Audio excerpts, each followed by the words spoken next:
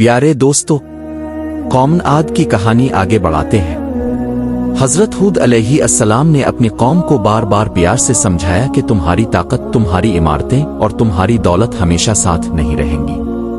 अल्लाह से डरो, इसी से मदद मांगो और तकब्बुर छोड़ दो। मगर कौम आद ने कहा कि हम तुम्हारी बात क्यों माने, हम तो सबसे ताकतवर कौम हैं।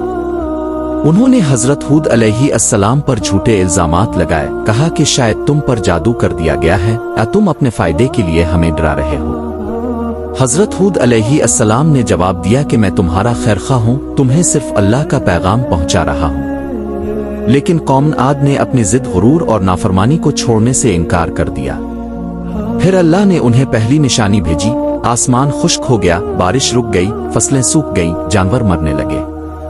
मगर कौम आद ने फिर भी नहीं माना और कहा कि ये तो बस वक्त का असर है, कोई अजाब नहीं। ये उनकी आखिरी बड़ी गलती थी और उन्हें पता भी न था कि असल अजाब करीब आ चुका है। अगले हिस्से में देखेंगे अजाब कैसे शुरू हुआ। पार्ट 3 को देखने के लिए वीडियो को ज्यादा से ज्यादा लाइक और चैनल को सब्सक्राइब करें। शुक्रिया।